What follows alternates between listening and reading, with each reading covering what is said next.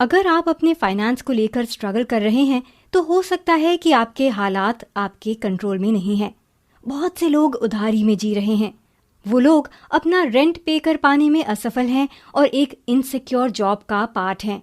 हालांकि वो लोग लगभग 30 साल के हो चुके हैं, लेकिन अभी भी किराए के घर में रह रहे हैं और अपना खुद का घर लेने का सपना देखते हैं।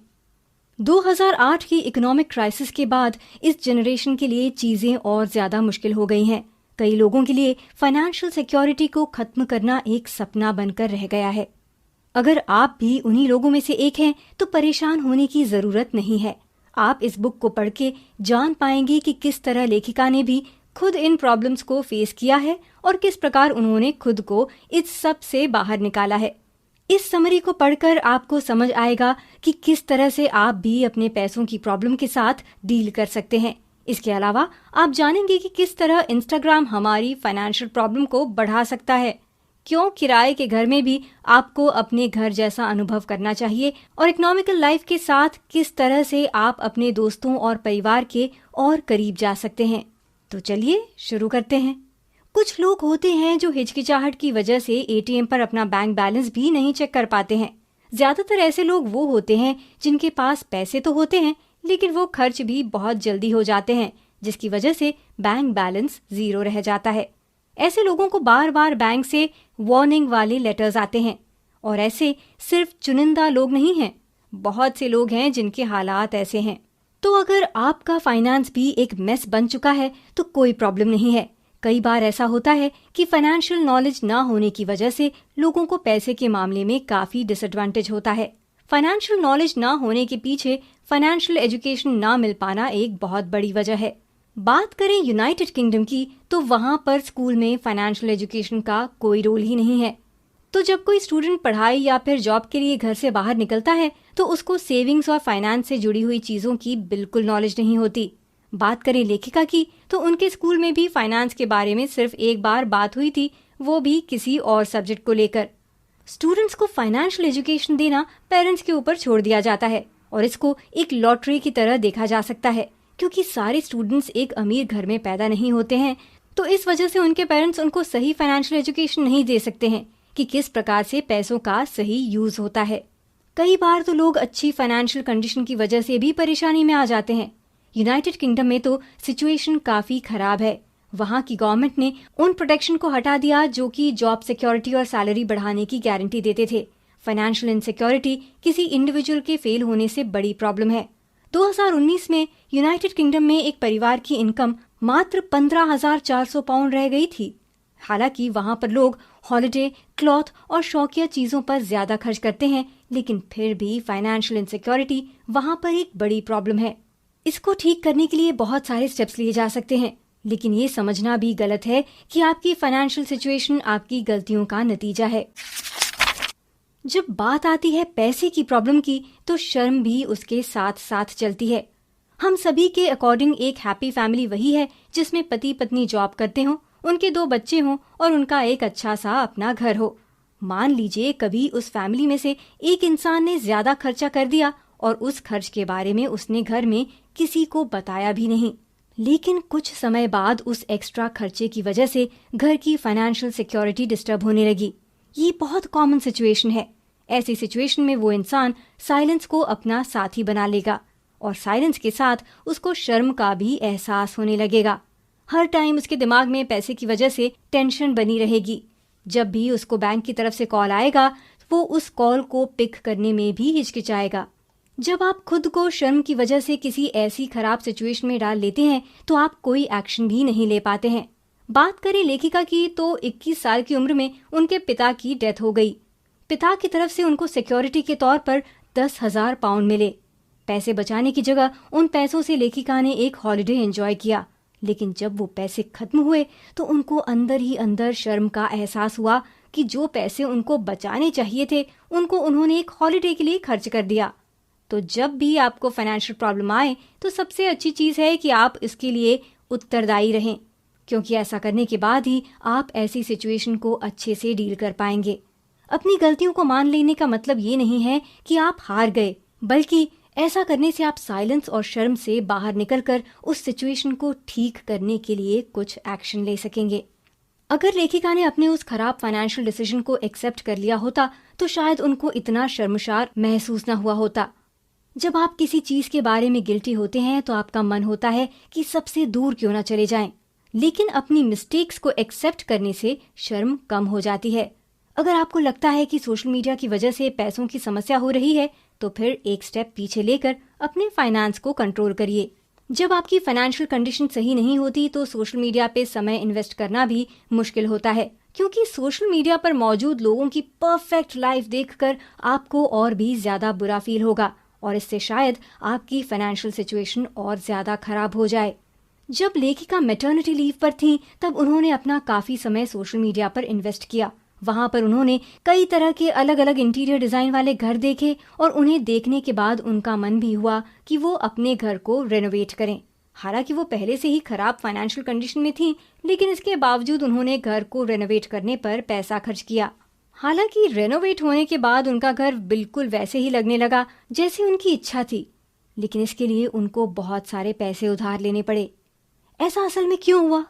ऐसा इसलिए हुआ क्योंकि सोशल मीडिया पर वो सब चीजें देखने के बाद लेखिका को लगा कि उनकी स्टैंडर्ड काफी कम है और उसको ऊपर ले जाने के लिए उन्होंने ये सब किया।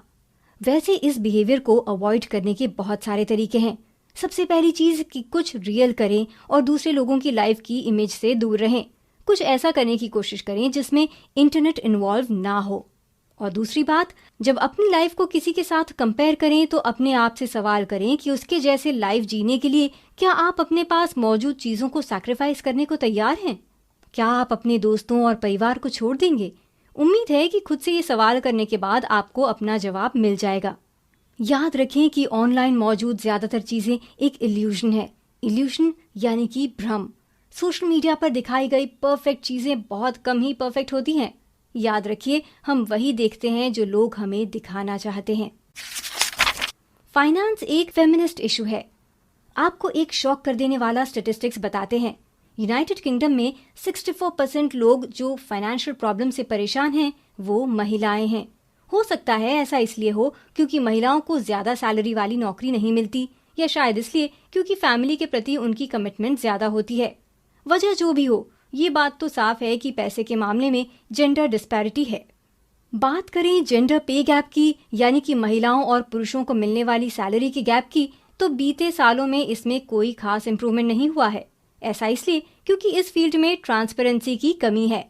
बहुत सारी वर्क प्लेस पर एम्प्लॉयज अपनी सैलरी के बारे में खुलकर डिस्कस भी नहीं कर सकते। ऐसी सिचुएशन में ये पता कर पाना बहुत मुश्किल है कि महिलाएं पुरुष से ज्यादा कमा रही हैं या कम।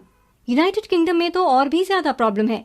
उनके यहाँ एक पिंक टैक्स होता है जिसकी वजह से किसी भी प्रोडक्ट के लिए महिलाओं को पुरुषों से ज्यादा पे करना पड़ता है।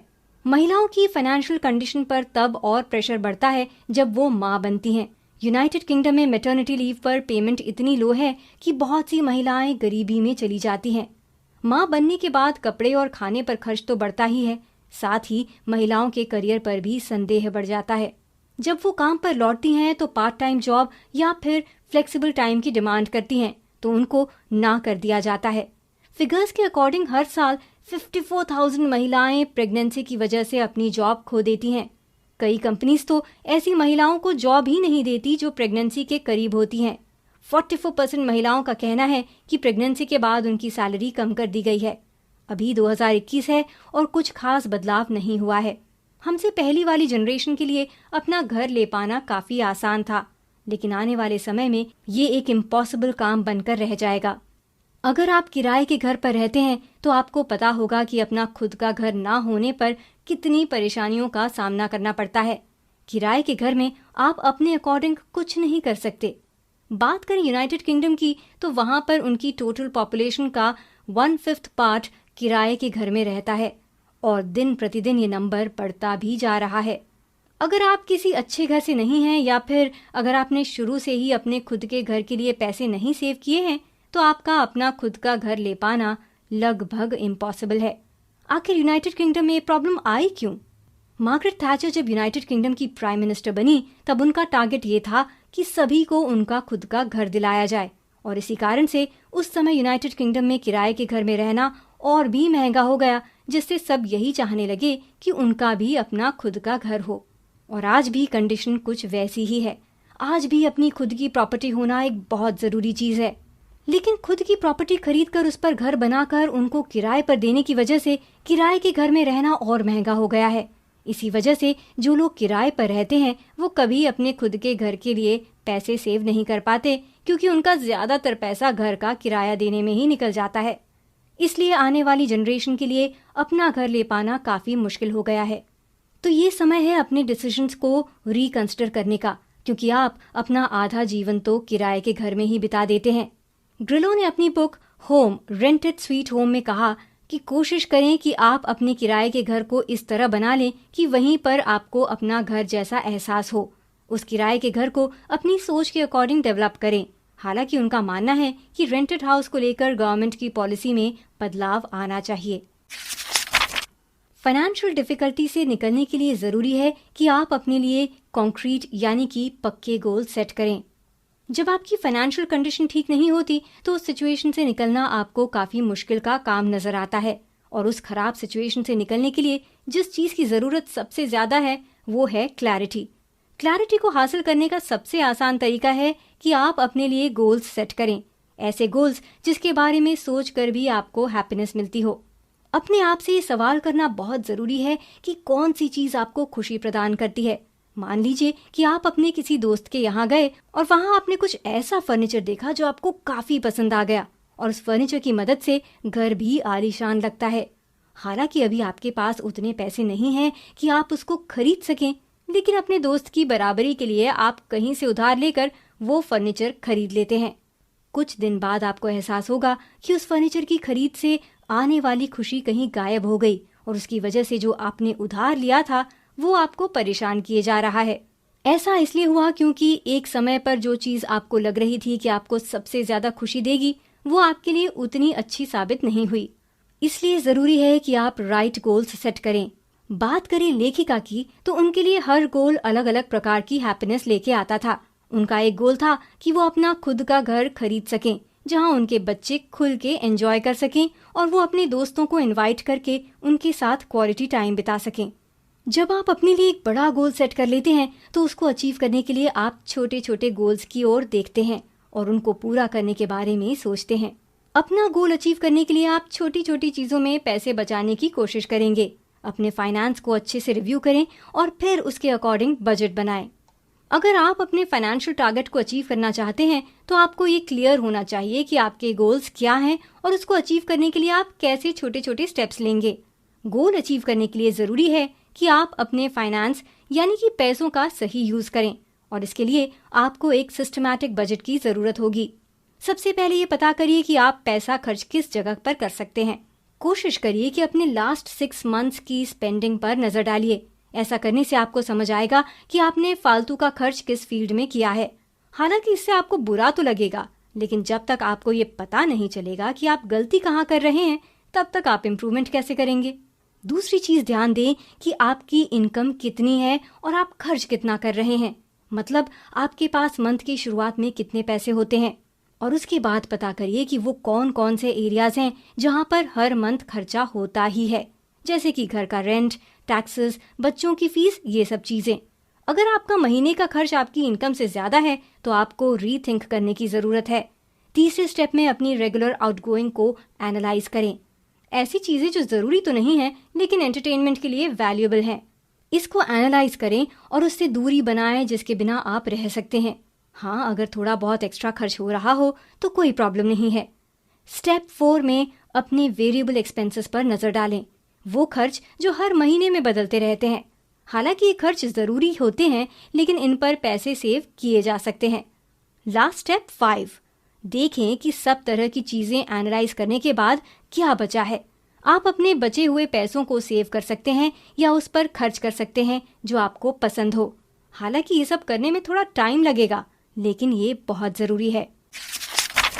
बजटिंग खराब नहीं है, इकोनॉमिकल लाइफ के बहुत फायदे हैं। फाइनेंशियल प्रेशर के साथ स्ट्रगल करना काफी हार्ड है, लेकिन कभी कभी ऐसी लाइफ जीना भी जरूरी है। हमेशा याद रखिए कि लाइफ इज शॉर्ट। आप अपने खर्चों को याद करके भी एंजॉय कर सकते हैं।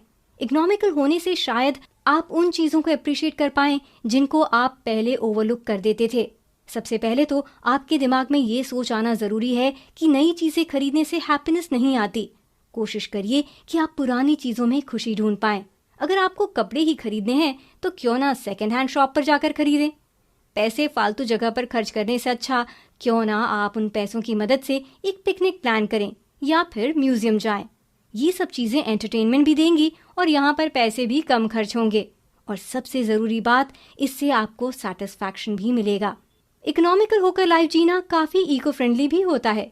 2 सबसे ज़रूरी चीज़ें जो आप कर सकते हैं पूरे वर्ल्ड को सेव करने के लिए, वो ये हैं कि एयर ट्रैवल ना करें और मीट ना खाएं। इन दोनों ही चीज़ों के बिना रहा जा सकता है और इंसान इस पर ही सबसे ज़्यादा खर्च करता है। सबसे ज़रूरी चीज़, कभी भी पैसों की प्रॉब्लम को छुपाएं नहीं। जब आप अपने इकोनॉमिक जीवन को सबके सामने रखते हैं तो लोग आपसे इंस्पायर होते हैं। आखिरी और सबसे ज़रूरी चीज़, खुद को मटीरियलिज्म से दूर रखें। ज़रूरी नहीं कि आप किसी को महंगा गिफ्ट देकर ही ये साबित करें कि आप उसकी केयर करते हैं।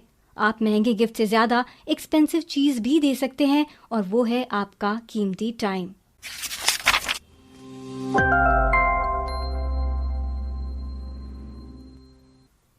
कुल मिलाकर ये ज़रूरी है कि आप खुद को अपनी फाइनेंशियल प्रॉब्लम की वजह मानें, लेकिन ये याद रखें कि सारी गलती सिर्फ आपकी ही नहीं है। बहुत सारी चीज़ों की वजह से ये होता है। जब आप अपनी फाइनेंशियल सिचुएशन को कंट्रोल करने के काबिल हो जाएं, तो वही सही समय है जब एक अच्छा गोल आपकी हेल्प कर सकता है। Don't forget to live your life. क्या करें? अपने फाइनेंस को अच्छे से मैनेज करने के लिए एक स्क्वायर पेपर लें और जब भी आप सेविंग्स करें तो उस पेपर पर एक बॉक्स को कलर कर दें। जब आपको अपनी प्रोग्रेस नज़र के सामने दिखती रहेगी तो आपको एहसास रहेगा कि आप अपने गोल्स के कितने करीब हैं। Keep reading, keep learning, keep growing.